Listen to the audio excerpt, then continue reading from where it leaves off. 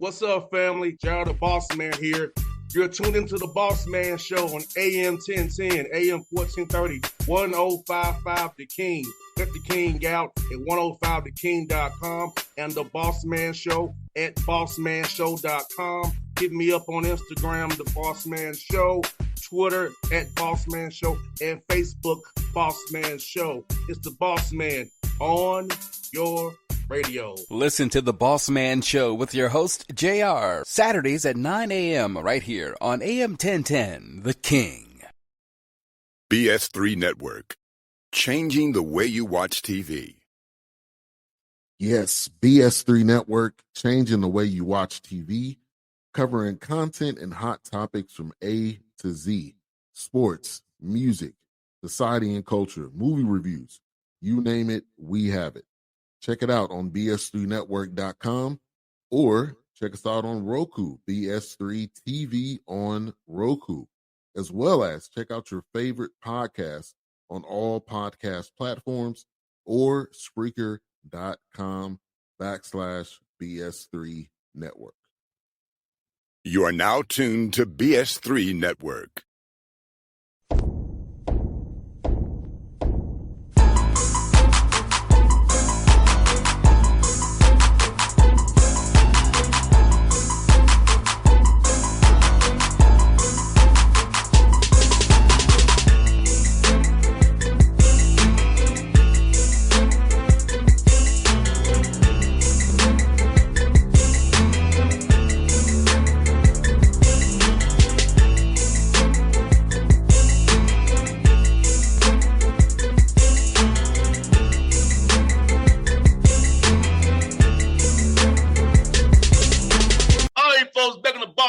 Show, friend of the show, brother, Coach Cuonzo, marking me on the Bossman Show. Coach, good to see you, my brother. How you doing up there in Missouri this afternoon?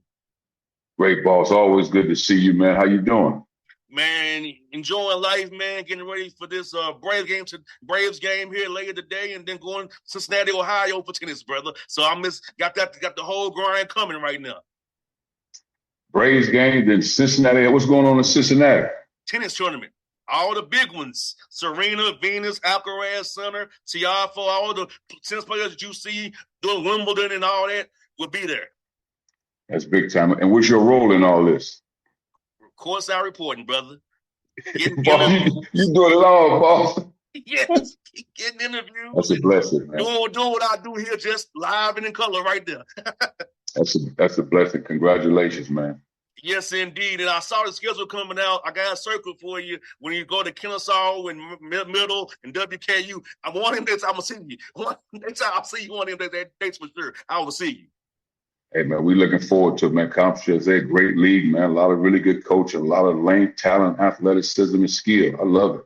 Hey, Coach, how did it just change for you to have for the guys you target going from the Valley who plays a different way than CUSA? So how has it been for you and your staff? Kind of how the guys you target based on how different the leagues kind of play, per se?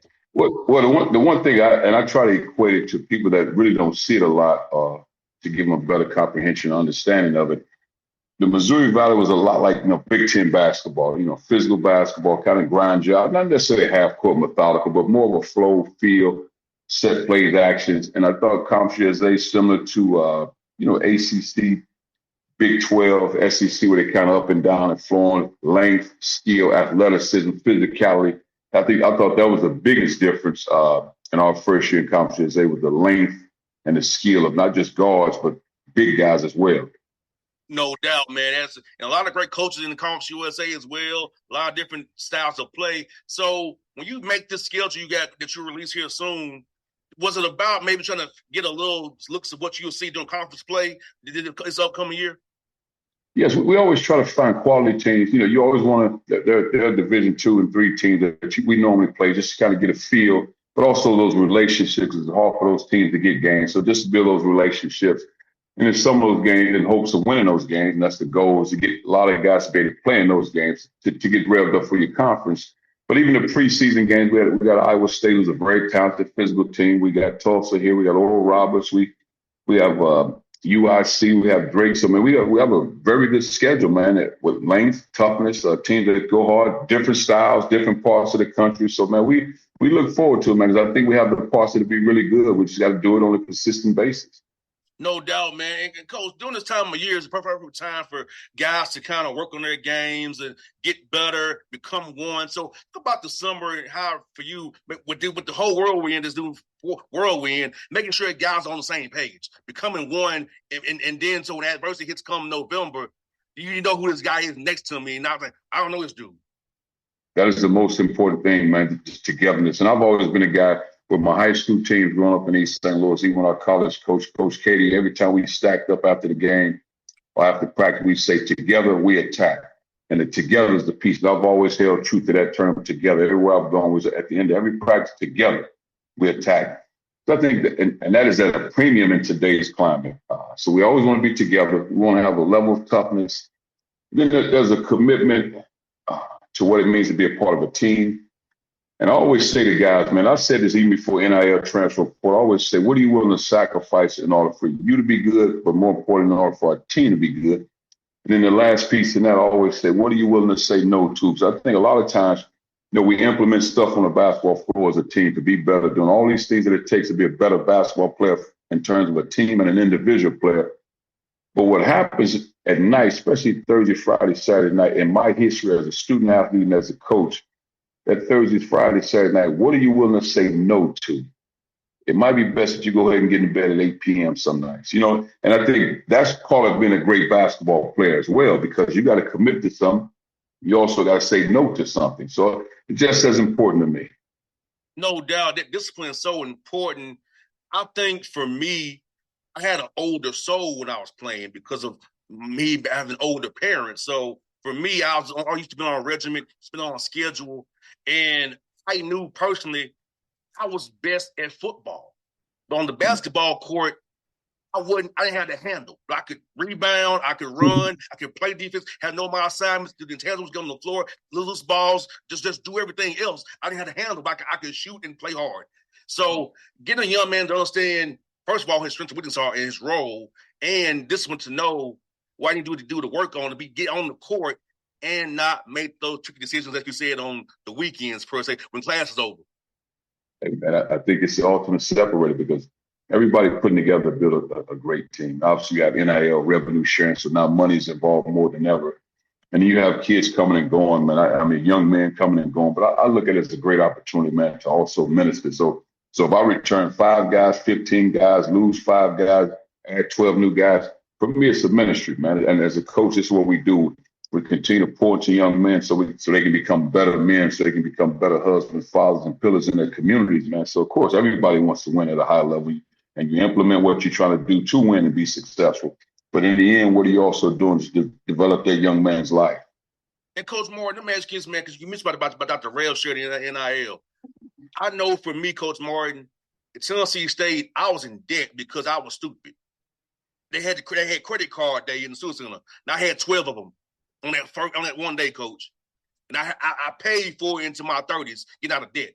So how you teach these young men that the money they're making is starter money for their life, and not just to go blow it on some shoes, jewelry, women, just traveling. So how do you get the financial piece for these young men so they don't, like me, been in debt to my 30s because I made poor decisions one afternoon while I was in school? Well, the thing I always say to those guys, there's a cost to greatness. And again, it's not just what you do on the basketball court. It's also how you live your life, the decision making. And again, I go back to what are you willing to sacrifice? So for me, I would find it, now again, I'm not talking about an individual person, so I want to speak just in generalities. If I'm on a scholarship, then what do I need a credit card for if I'm on scholarship? Now, when I was back in college, the scholarship just covered everything. So it wasn't like I had extra money in my pocket until I got a Pell Grant, so I was able to get some money, and then I would try to send money home. So I didn't have a lot of money. And by the grace of God, I never got a credit card, or someone never presented to me to get one, so I never had that issue.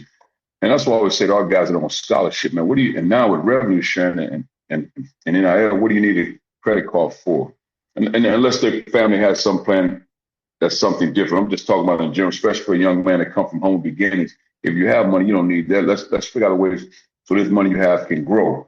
And now you're talking about different plans, different ways to invest that money, different ways. If not, if you're afraid to invest, because oftentimes when you're first generation, you're afraid to invest. So, okay, safe, it's in the bank. Well, at least it's still safe. So that's important too, man. So and I always say to the guys, man. So I always say, say for example, you want a pair of $1,000 shoes, or you want a $10,000 necklace because you feel good, you generate a little money, you got some money. And I'll say, what do you want it for? I'll just ask them that because it's their right. Whatever their answer is, you're right. And what will it bring to you? Like, is it happiness, make me feel good because I never had it? And then what do you think the value of that is 5, 10 years down the road? And again, it's their decision to make. So I'm not trying to make them not do anything. I'm trying to help them understand certain things. And like for example, I had one of our guys, I'm just giving you an example of this. One of our players, I give a lot of these stories to our players. I said, man, one of our guys, he liked wearing his jewelry all the time. But it was great, nothing wrong with that. He had his earrings in. I said, man, I was just giving a story of him one day, his son, he'll get older, his son will grow up and say, Dad, why you don't wear your jewelry anymore? You used to always wear your necklaces, your earrings and all that. And then because his son, he wanted necklace, he wanted to get all these things. Now he's 12, 13 years old. And I said, he'll take his son around the neighborhood and say, okay, write that address down, write that son. He'll go here, write that address down. Okay, write that one down, write that one down. Then when they get back home, he and his son will say, man, Dad, I was tired. Why you have me in the car all day long just going to write all these addresses down? He said, but that's all the property that we own. I gave away all the jewelry so we can own these properties. So that way you can live a great life, and then hopefully you'll have your kids live a great life. And so those are the lessons I just try to give guys. And again, and nothing wrong with all those things if you enjoy those things.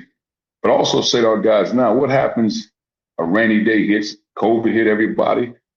Do you have enough for 6 months to a year where you can survive? You don't have job opportunities?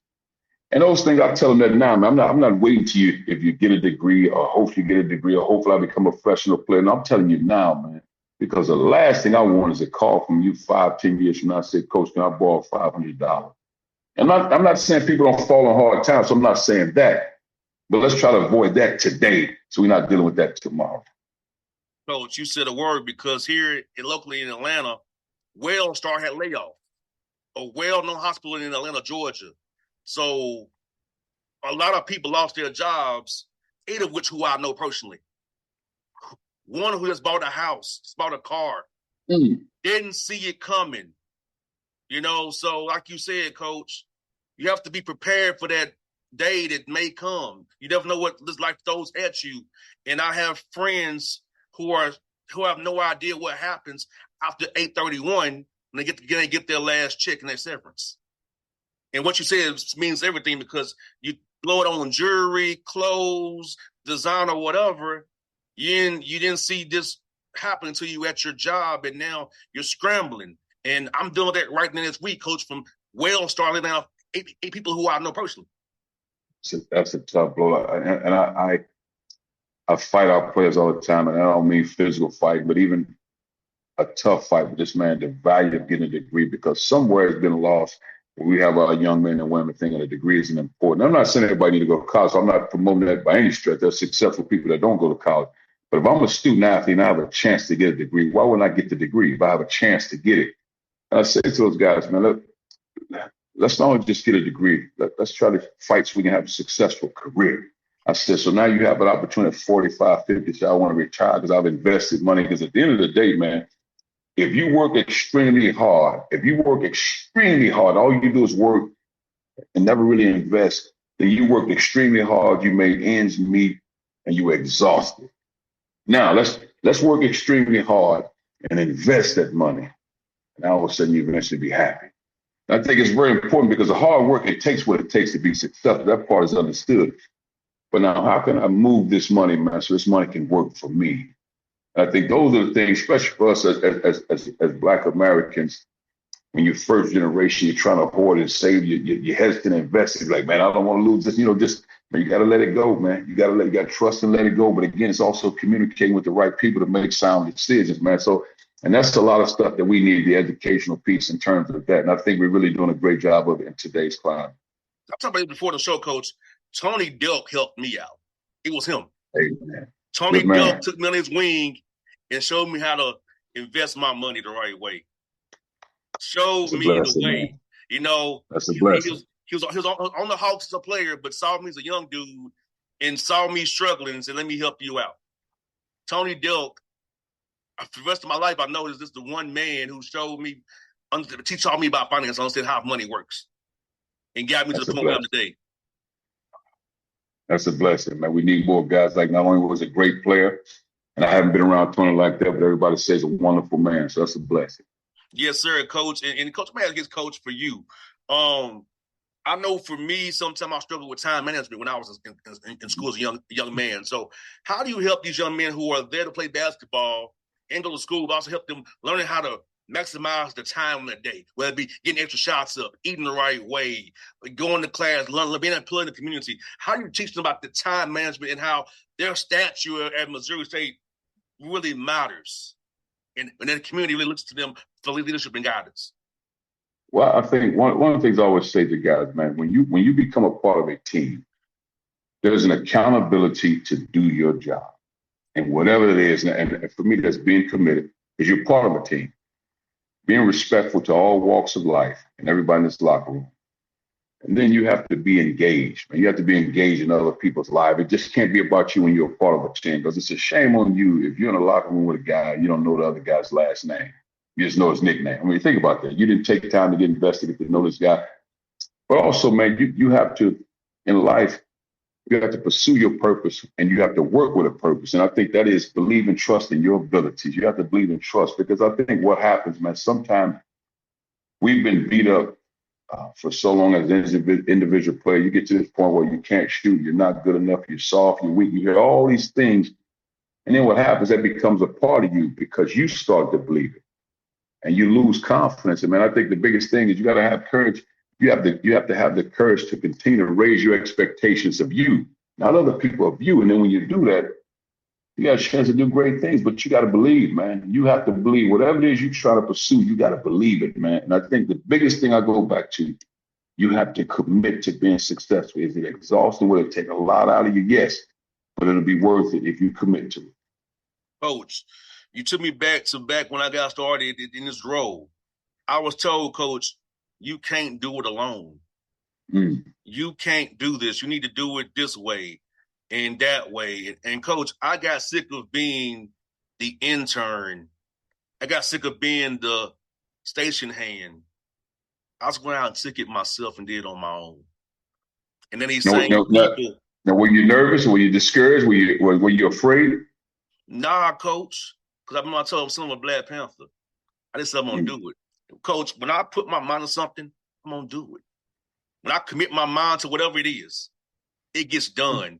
And when those folks who naysayed me almost 20 years ago to now to say I couldn't do what I'm doing, and now I'm still going strong, almost 20 years in the game, and I'm a one-man show, I smile.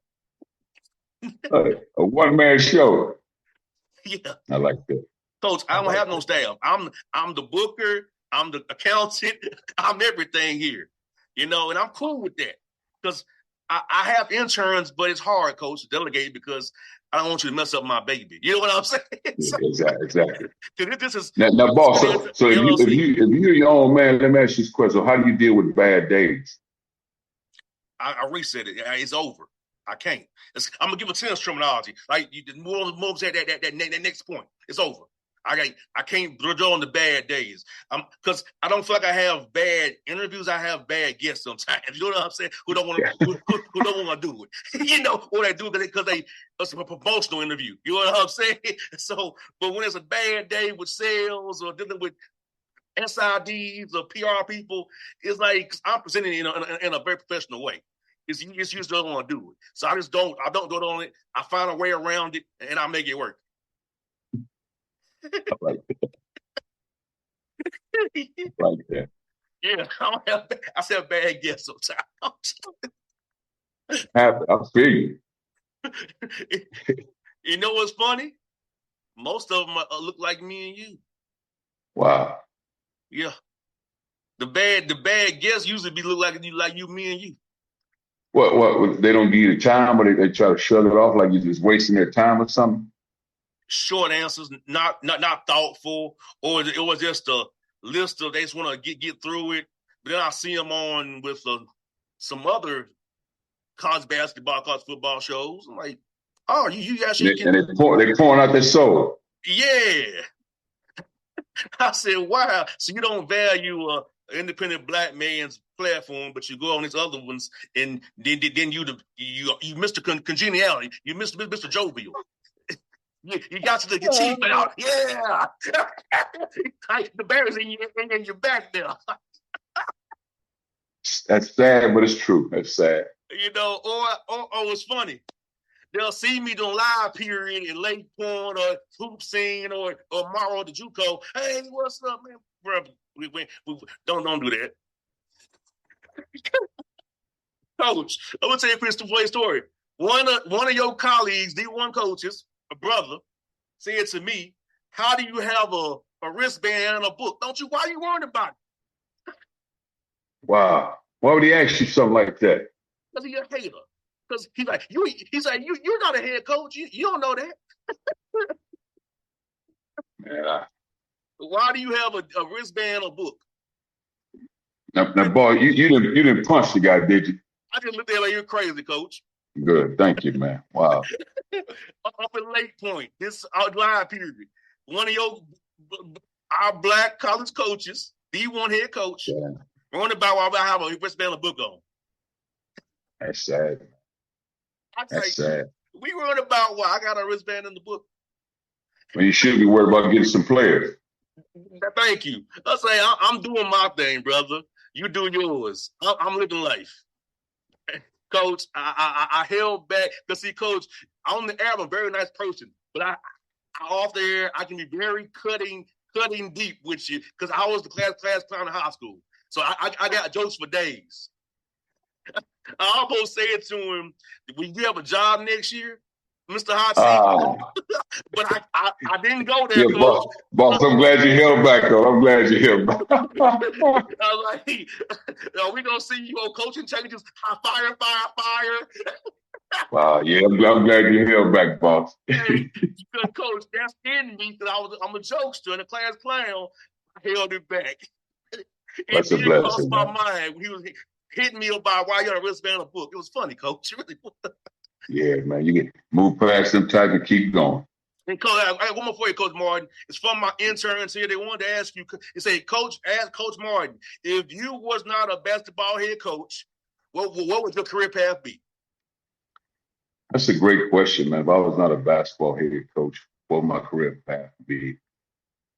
And of course, we always have to make a living, man. I think I would have a desire, as I've gotten older, I would have a desire to be a principal of a high school in a low-income city area, a principal of a high school, a superintendent of a school system, in one of those type areas, man, where you can help grow the city and just be entrenched in the development of the people, starting from the youth, not only but the children, but the parents. We build a community together, man. I would really enjoy that, man. I would try to create every sport that we can get. Every sport that's available, we would create that sport. Because in hosting, I would look at it as a 20-year plan. And what I mean by the 20-year plan, we would start every sport. We would start working with our youth from day one, doing speeches from the time they're 5 years old, stand up in front of everybody to gain a confidence to speak in public. And then what we'd also do, we create every sport. And then what I would solicit opportunities from the colleges and universities around to get the students that need those internals hours to become part of my coaching staff and all those sports, and host with a 20-year plan where we used to, and say, for example, in East St. Louis, where I'm from, I just use that city, where say for every year we're producing probably 25 kids that go to college in some capacity. Well, when we implement this plan, we get it to where 60 kids going to college, almost 80 kids going to college, 100 going to college in all sports, but also in academia as well. And then you create a different city, different community 20 years later. So I would just have that plan, man, because I think that's part of building a community. I think because your school systems are vital, man. Those are the next future leaders, man. Those are doctors, lawyers, the future presidents of companies, president of the United States. That's them, man. But the biggest key is I would really, really, really fight and pray to make them believe they can be whatever they want to be. That would probably be it. Well, Coach, thank you so much, Coach. I'm wrapping up this summer with these interns here. Their last day is next week with me, next Friday. So hope these 5 weeks, so they've learned a lot these last 5 weeks, and they can take them on their communications path as they go back to Georgia State and Clark, Atlanta this fall. The last thing I would give them, man, as they navigate, is very important. And they have to understand this. In order to succeed, success must live inside of them. And what I mean by that, maturity to handle criticism. You got to have the maturity to be able to handle criticism. That's one. Have the discipline and integrity of what you will not do. The perseverance and determination when times get really tough. And then ultimately never give up. That's the advice I would give. Coach, those are hell of a words you gave them, Coach. Thank you so much for your time today, my brother. I look forward to seeing you real soon. I hope to see you down the road. I got the schedule already on my circle, so one of them dates I'll be there supporting them Bears with you, Coach. Take care, boss. Enjoy your day. Thank you, sir. See you soon, Coach. BS3 Network, changing the way you watch TV. Yes, BS3 Network, changing the way you watch TV, covering content and hot topics from A to Z. Sports, music, society and culture, movie reviews, you name it, we have it. Check it out on bs3network.com or check us out on Roku, BS3 TV on Roku, as well as check out your favorite podcast on all podcast platforms or Spreaker.com/BS3 Network. You are now tuned to BS3 Network. What's up, family? Gerald the Bossman here.